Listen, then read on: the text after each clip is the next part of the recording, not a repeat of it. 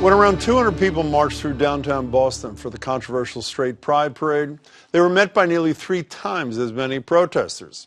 Ultimately, more than 30 of those protesters were arrested after clashes with police, but District Attorney Rachael Rollins, who campaigned on leniency for low-level crimes, instructed her prosecutors to dismiss charges against several people charged with lesser crimes like disorderly conduct and resisting arrest, and at least 3 more over a lack of probable cause. Now, normally that would be the end of the story, but during arraignment hearings last week, Municipal Court Judge Richard Sinnott rejected several of the prosecutor's determinations and held a defense attorney in contempt, detaining her for hours for reading case law aloud during the proceedings after he asked her to stop. Both moves raised eyebrows in the legal community, some accusing Sinnott of ignoring the constitutional separation of powers, including D.A. Rollins, who asked the state's highest court to intervene. And today, the Supreme Judicial Court responded, ruling in Rollins' favor. The court argued, quote, the prosecutor's sole authority to determine which cases to prosecute and when not to pursue a prosecution has been affirmed repeatedly by this court since the beginning of the 19th century, adding that the judge had no authority to deny prosecutors' decision. Attorney Rollins joins me now. It's nice to see you. You as well. Did the SJC decision, single justice, say everything you were hoping it would? Yeah. You know, you are quoted somewhere, I can't remember, saying anyone who's going to law school knows there's a separation of powers. I'm assuming Judge Sinnott went to law school. I hope so. So did he intentionally violate the law? I don't know what why he did what he did, but I think it is very clear that he did not have the power to do so. So he's worked in this office. He's worked in the Suffolk County DA's office Long time ago, right? And, you know, I just think there are people that have problems with what it is I'm proposing, but this was not the appropriate forum or act in order to challenge that. It's interesting you said that. I had 3 guests here the other night talking about this situation. One, former federal court judge Nancy Gertner, and the other end Susan Church, who was a lawyer held in contempt. In the middle was Brad Bailey, former prosecutor, who, by the way, did think the judge had authority when you made a motion to dismiss. However, all 3 of them agreed that the judge's decision, as you were intimating, was not about the individual cases, was about you and your criminal justice policy. Is that what you're trying to say here, that it's really about the larger picture, not about the cases in front of them? Yeah, I mean, I guess you'd have to ask the judge that. Well, what do you think? I do think there's a lot of people that like the system the way it works right now because it works great for them and their family members. I would just like it to work really well for the rest of us. So when you say works really well for them, do you mean older white guys? What do you mean? No, I mean people with wealth, Jim. Like, it really is not about race. The biggest group of people that lose in the criminal justice system are poor people. So we have families in Charlestown, South Boston, other places around Suffolk County that aren't getting the same great shake as well as a result of not being able to afford a highfalutin lawyer to represent them and get them out of whatever they're charged with. See, for example, Kevin Spacey. Right, so are you going to have to keep fighting these kinds of battles? I mean, you were here a couple of months ago when a DA from the Cape and Islands was criticized, not by name, criticizing you for something. You've got a judge here. The Attorney General of the United States, while he didn't name you, referred to people like you, I assume you, Krasner from Philly, as, quote, social justice reformers, anti-law enforcement DAs. What do you say to him, by the way? Run for DA? I don't know. Like, I just, listen, I'm really happy with the fact that people are reacting this way because it's very obvious I'm onto something. And the people of Suffolk County are as well.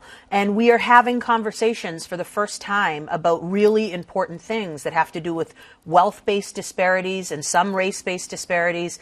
I'm excited about the fact that people actually care about the system now. But if you are right and my 3 guests are right, are you not concerned about a court making a determination not based upon the assuming you're all right, based upon the individuals and the cases before him, but rather based upon the policies of the prosecutor? Is that not a concern? Of course it's a concern. That's why I'm sitting here today as the DA. Like, I knew this. And so did many poor people and many black and brown people. We know this all the time. Thanks. Welcome to the party, Jim. We've been seeing this for decades, but now miraculously, because Attorney Church spent 3 hours in jail, the media is up in arms about this.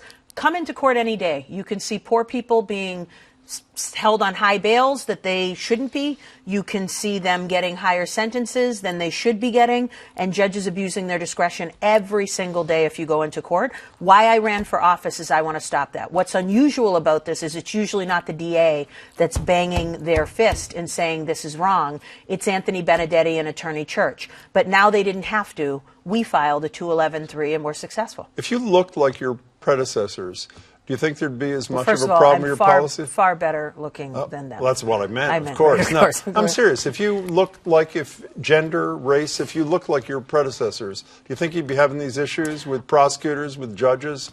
Is it the policy, or is it who is promulgating the policy? I think it's a little of both. I mean, I certainly look. I was ready for a fight. The system change is not easy. Everyone loves to think about change and wants it, but doesn't want to put in the work. We are going through the hard work of changing a system that is operating exactly the way it was set up to work, right? So for me, it's not like this is easy for Larry Krasner in Philadelphia. He's up against it as well. But I do think sometimes with women, and in particular black women, we're seeing across the country that we get it a little, just a teeny bit more. But you know what? I'm fine. When former Judge Gertner was here the other night, I asked her if she thought there should be consequences for another judge, Sinnott in this case. Here's what Judge Gertner had to say. Should something happen to him as a result? What? Well, two things. I mean, one is I think that the issue has to go up to the Supreme Judicial Court to make it clear that the rule means what it says. And then there could be disciplinary proceedings against the judge. Should there be disciplinary proceedings against the judge? I think they've already been filed. I won't. Look, when I have a problem with what our government is doing or what an appointed individual is doing, I always say to my staff and to myself, we challenge it in court. We did that with ICE. Judge Talwani in the United States District Court in the District of Massachusetts granted our preliminary injunction against ICE. And now a single Justice Gaziano has ruled in our favor regarding this petition. I'm not going to comment on whether or not he should be disciplined. I'm not filing anything against him, but now can I just please move forward and do everything Suffolk County wants me to do? But D.A. Rollins, if you're concerned, as you said a minute ago, when you mentioned Susan Church, the woman the lawyer was held in contempt, there's some people with less power, less money, whatever you said a couple of minutes ago. You don't feel an obligation? If the judge is not only exceeding his authority, as the SJC said, but is exceeding his authority because he's got a problem with a policy, according to you, don't you have an obligation to try to ensure that he doesn't do it again and again, maybe to the detriment of people that don't have the power you do? Yeah, I mean, I know that there's already been a complaint filed against this judge by the Massachusetts Association of Criminal Defense Lawyers. Yeah. I don't think there needs to be. I am not planning on filing anything against this judge. I think Justice Gaziano's judgment is plenty for me to move forward and continue doing the important work that this office is doing. But I will watch with bated breath to see what it is that happens with respect to this individual, who I think came unhinged. Remember, the following day, not the day in question with respect to Roderick Weber as a defendant, the following day was when he became upset and, essentially held Attorney Church for 3 hours because she was passionate. Unhinged meaning Judge Sinnott. So do you think he should? I know you're not going to get involved in the proceeding. Do you think he should be disciplined? I don't think what he did was appropriate. And I think... should he be disciplined? I will leave it to the people who make that determination, but I'm happy there's a complaint filed there. We can't operate this way, Jim. There's order required, and people need to be able to make arguments. This is an appointed position, and I have been blessed to serve on the Judicial Nominating Commission under the Patrick administration.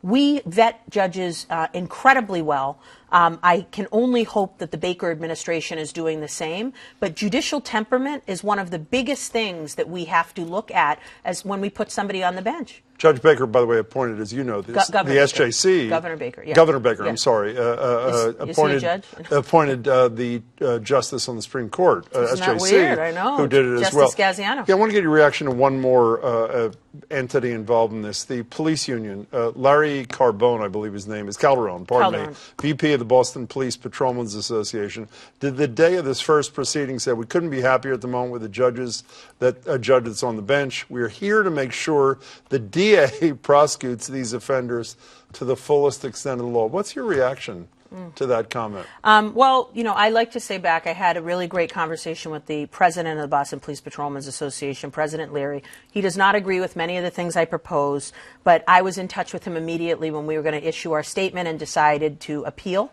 What I can say is just, anyone that's gone to law school understands that there's as I said earlier, a separation of powers. Even people that don't go to law school should know that, quite frankly. And I'm glad that he's happy that the judge engaged in this behavior, but it was unconstitutional. So I think that speaks more to the vice president of the Boston Police Patrolmen's Association than it does to me. You feel comforted by the fact that he's there to make sure you do your job? Isn't it wonderful? So many people are so concerned about me doing my job, but I think I'm doing pretty well. 2 judges, the 2 times we challenged things, we were successful. The people of Suffolk County deserve this. I'm doing exactly what I told them I'd do. DA Rollins, it's good to see you. Always a Thanks pleasure. for your time, as always.